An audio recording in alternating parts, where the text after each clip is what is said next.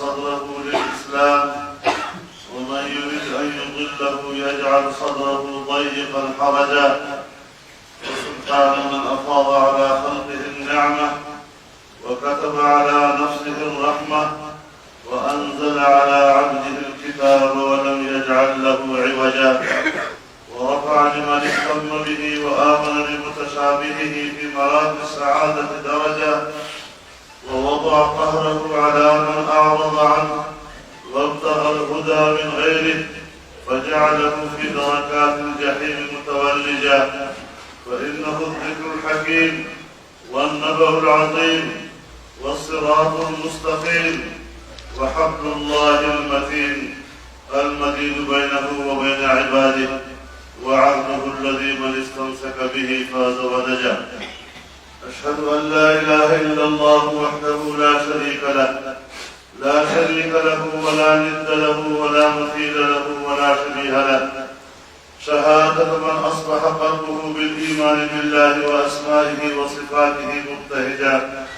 وأشهد أن سيدنا وسندنا ومولانا محمدا عبده ورسوله، خيرته من أمته وأمينه على وحيه وسفيره بينه وبين عباده، أرسله رحمة للعالمين وحجة على العباد أجمعين، فهدى به إلى أقوم الطرق وأوضح السبل، وبصر به من العمى وأرشد به من الغي، أرسله بالحق بشيرا ونذيرا وداعيا إلى الله بإذنه وسراجا منيرا، فبلغ الرسالة وأدى الأمانة ونصح الأمة وجاهد في الله حق جهاده وعبد الله حتى أتاه اليقين، فجزاه الله من أمته أفضل الجزاء، وصلى عليه صلاة تملأ أقطار الأرض والسماء، وسلم تسليما كثيرا كثيرا.